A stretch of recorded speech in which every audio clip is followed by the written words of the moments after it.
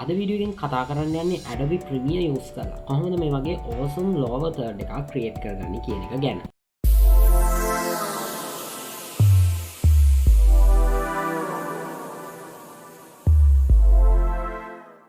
ඉතින් Premiere තුල ගත්තොත් ඔයාලට essential graphic කියලා වෙනම panel එකක් මේ Premiere වලින් දීලා තියෙනවා. මේක ඉතින් ඔයාලට lower thirds ඕන තරම් බලා ගන්න පුළුවන්. ඒ වගේම ඔයාලට text animation වගේ જાතිත් මේකේ බලා ගන්න පුළුවන්. හැබැයි ඉතින් මේවා එච්චර ඇඩ්වාන්ස් නැහැ.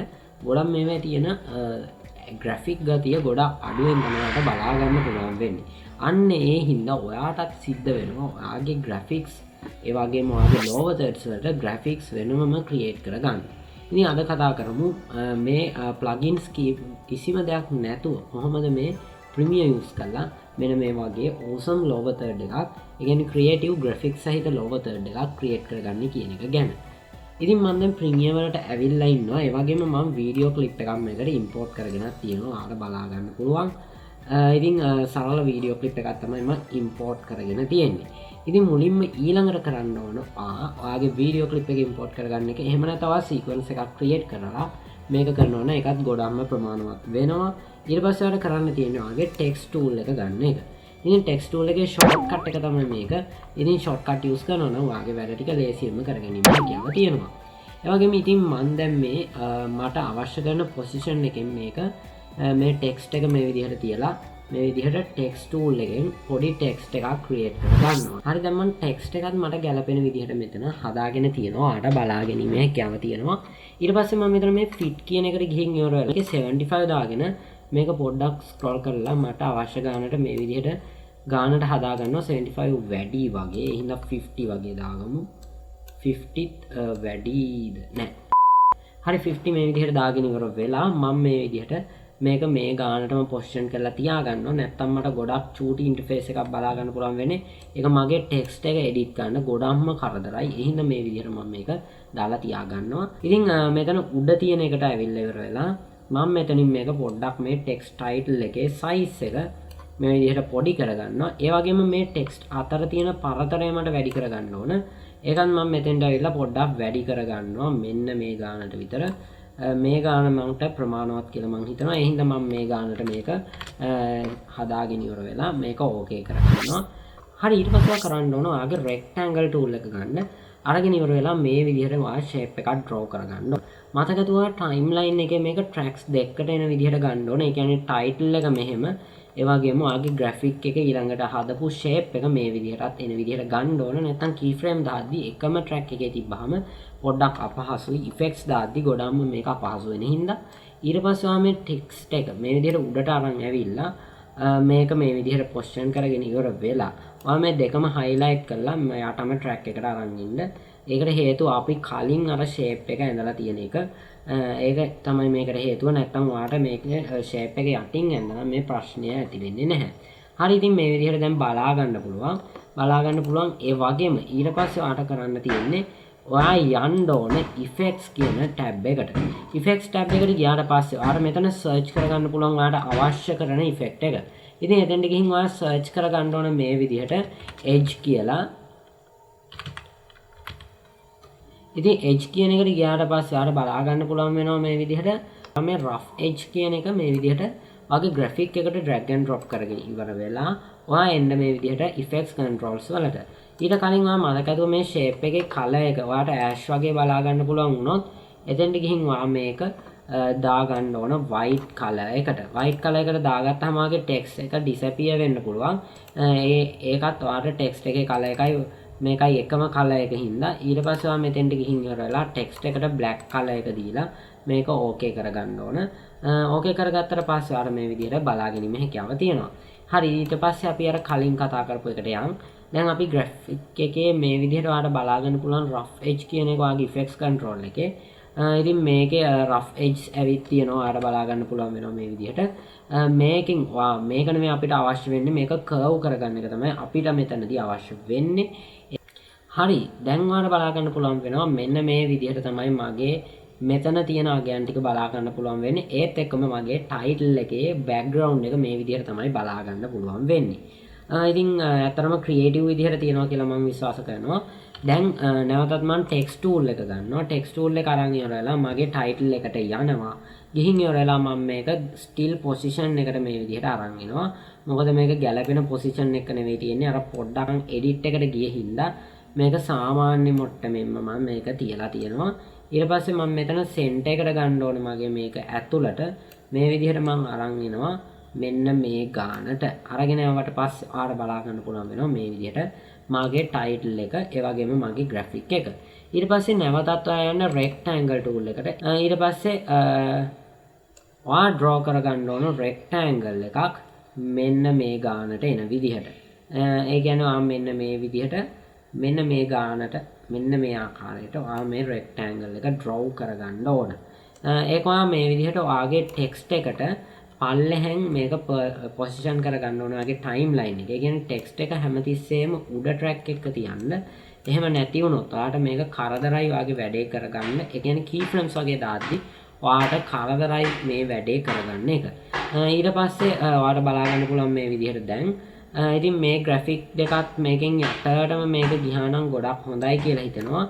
ඒ හින්දා මම මේ යට තියෙන මේක පොඩ්ඩක් මෙහාට ගෙනිහිල්ල ඉවර වෙලා මේ විදිහට මේක උඩට අරන් ඇවිත් මේක නැවතත් යටට අරන් යනවා.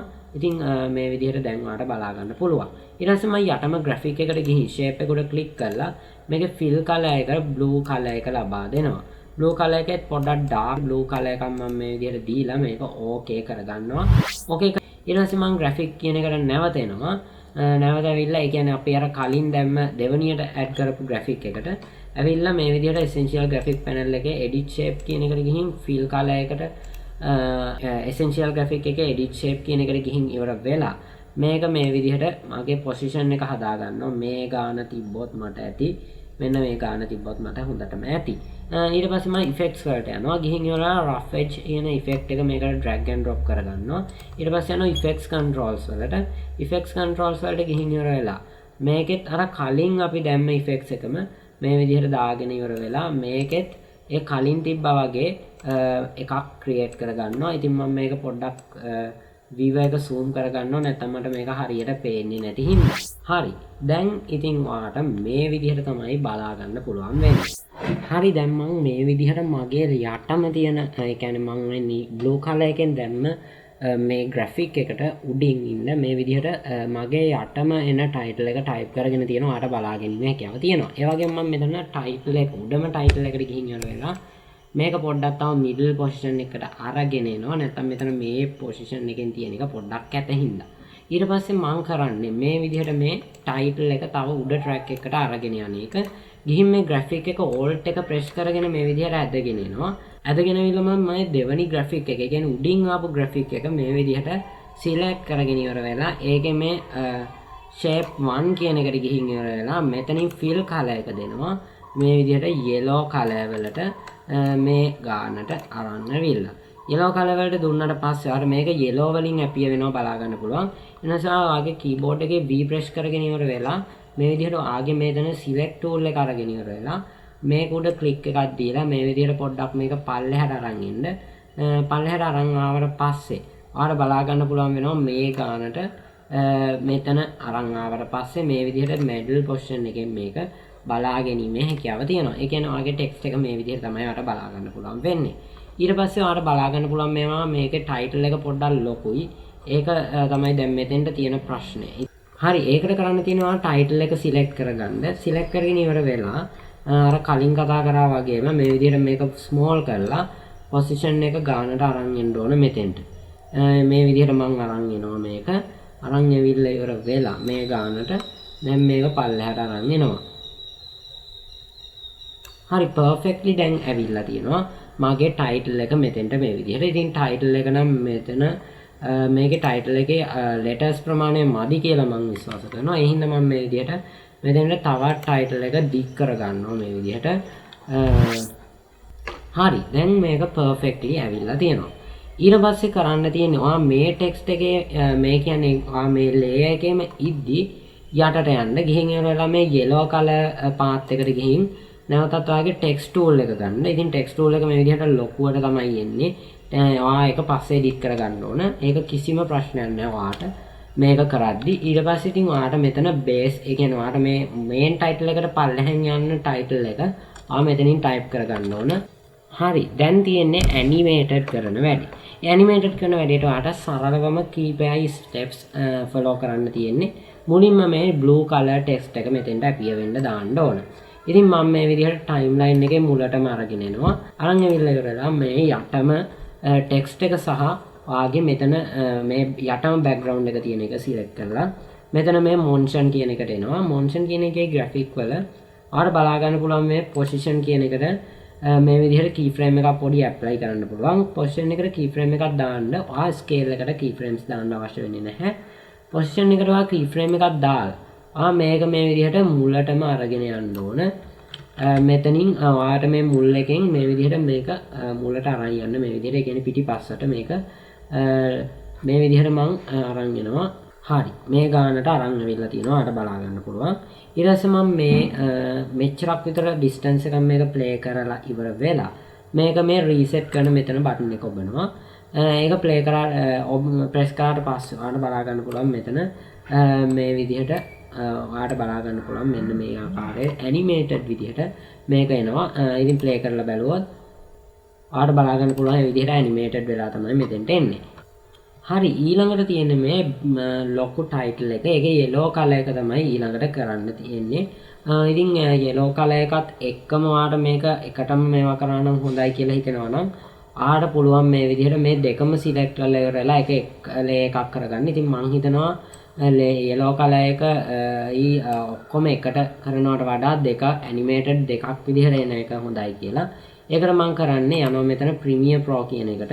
ඒ කියන්නේ මෙතන Premiere කියලා අපි type කරේ එතන මේ වගේ ඒ කියන්නේ yellow color එක තියෙන graphic එකට ගිහින් ඉවර වෙලා මම මේක මේ විදිහට අරන් එනවා position එක මේකේ අරන් එන්න කලින් මතක තියාගන්න ඕන මේ blue color එක අවසන් වෙන තැනට ඇවිල්ලා ඉවර වෙලා තමයි ඔයා මේකේ keyframes දාන්න පටන් ගන්න ඕන. ඉතින් ඔයා මේකේ control K දීලා ඉවර වෙලා මෙතනින් cut එකක් දාන් හිටියත් කිසි ප්‍රශ්නයක් වෙන්නේ නැහැ. මං හිතන්නේ මේ ගානට තිබ්බම හොඳටම ඇති. ඊට පස්සේ මම position එකට ඇවිල්ලා ඉවර වෙලා මේකත් මේ ගානට අරන් යනවා මේ side එකට.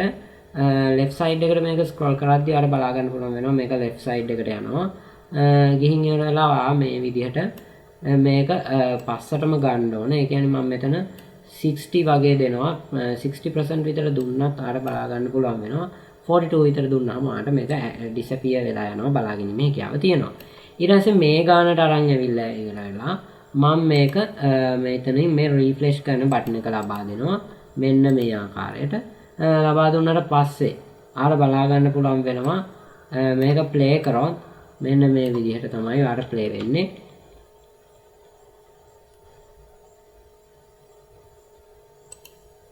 ඉතින් අර කලින් මම මෙතන එඩිට් කරගත්ත හින්දා මේක රිෆ්‍රෙෂ් කරාට පස්සේ පොඩි ගැටලුවක් ඇවිල්ලා තියෙනවා. අර බලා ගන්න පුළුවන්. ඒක මෙහාට ගිහින් තියෙනවා වැඩි. ඒ හින්දා මම මේක නැවත වතාවක් මේ ගානට අරන් මේක හදා ගන්නවා. මේක තියෙන්න ඕන පොසිෂන් එකට. ඒ කියන්නේ 606 තමයි මෙතන තියෙන්න ඕන. ඒක ගානට හදාගෙන මේකට රයිට් ක්ලික් කරලා ඉවර වෙලා මෙතෙන්ට ගිහින් ease in කියලා එක ලබා දීලා මේකට ඇවිල්ලා ඉවර වෙලා මම මෙතනින් මේක පොඩ්ඩක් මේ විදිහට animated කරගන්නවා. හරි ඊට පස්සේ අපි කතා කරමු කොහොමද මේ ටෙක්ස්ට් එක මෙතෙන්ට appear වෙන විදිහට හදාගන්නේ කියන එක. ඒකත් තමයි මෙතෙන්ට ඇවිල්ලා ඉවර වෙලා මේ ගානට එද්දි තමයි අපේ මේවා එක එන්නේ. ඉතින් මම මේ විදිහට මේක අරන් ඇවිල්ලා මේ select එක මුළු හතරම select කරගන්නවා. select කරගෙන ඉවර වෙලා මේ විදිහට මේක drag කරන් එනවා තව ටිකක් එහාට. ඒ කියන්නේ හේතුව තමයි මගේ animated එකට විතරක් නැත්තම් මෙතන waste වෙන හින්දා. හරි නැවතත් මම text එක select කරගන්නවා. ඒ කියන්නේ text එක උඩම එකේ තියෙන මේ white color text එක තමයි දැන් මම මෙතනින් select කරගන්නේ. white color එක උඩ තියෙන text එක select කරගෙන ඉවර වෙලා මේකට මම simple effect එකක් තමයි මෙතෙන්ට appear කරන්නේ. ඒ විදිහට මම මෙතන පල්ලෙහාට ඇවිල්ලා ඉවර වෙලා මෙතන position එක මේ විදිහට දාලා මේක මේ විදිහට යටට ඇදන් එනවා. හරි මේ ගානට ඇදන් ඇවිල්ලා ඉවර වෙලා මම මෙතන යට තියෙන opacity කියන එකට ගිහින් ඉවර වෙලා opacity එකේ keyframe එකක් දාලා මේක 0 කරගන්නවා. 0 කරගෙන enter කරගන්නවා. එතකොට ආට disappear වෙලා යනවා බලා ගන්න පුළුවන්. ඊට පස්සේ මම මේක මේ විදිහට මේක අපි එන්නේ මෙතනට මේ ගාන තමයි white color එක එන්නේ. ඇවිල්ලා මේ ගානට වගේ එද්දි නැවතත් key frame එකක් දාලා ඉවරලා මේක still position එකට අරන් එනවා මේ විදිහට. අරන් ආවට පස්සේ ඔයාලට බලා ගන්න පුළුවන් වෙන්නේ නැහැ මේකේ opacity එක අඩු කරලා හින්දා. ඊට පස්සේ opacity key frame එකක් දාලා ඉවර වෙලා ඒකටත් මෙහෙන් මැදින් එන්න තව opacity key frame එකක් දාගන්නවා. දාගෙන ඒක වැඩිපුර මේවා එක මේ පැත්තට එන්න මම මේක drag කරනවා. ඉතින් drag කරන්න බැයි නම් ඔයාලට පුළුවන් මේ විදිහට මේක zoom කරලා මේක drag කරන් එන්න. ඊට පස්සේ මම මෙතෙන්ට ඇවිල්ලා ඉවරලා මේ key frame එකට දාගන්නවා opacity එක 0 තියනවා. තියලා ඉවරලා ඊළඟ key frame එකට මෙතෙන්ට ගිහින් ඉවරලා 100 දාගන්නවා. එතකොට ඔයාලට මේ page එක ඇතුලේදී මේක opacity එක 0මයි තියෙන්නේ. මෙතනින් එහාට ආවම තමයි ඔයාලට මේක appear වෙන්න පටන් ගන්නෙ. හරි. දැන් අපේ text එක animated කරලා ඉවරයි. හරි ඊට පස්සේ දැන් මෙතන ඔයාලට timeline එක විශාල ප්‍රමාණයෙන් මේ text එක lower third එකකින් හින්දාම වැය වෙලා තියෙනවා බලාගැනීමේ හැකියාව තියෙනවා. ඒකට ඔයා කරන්න ඕන මේ විදිහට මේ හතරම select කරලා ඉවර වෙලා right click කරලා ඔයා යන්න next කියන එකට next කියන එකට ගිහින් ඉවර වෙලා ඔයාලට මේ විදිහ එකක් appear වෙනවා බලා ගන්න පුළුවන්. ඒකේ ඔයා type කරගන්න ඕන ඔයාගේ නම. මෙතෙන්ට lower third කියලා මම මගේ නම දා ගන්නවා. මේ විදිහට මම මේක lower third කියලා rename කරලා මේක මේ විදිහට ගන්න පුළුවන්. මේක සම්පූර්ණයෙන්ම මේ විදිහට timeline එකට ඇවිල්ලා තියෙනවා.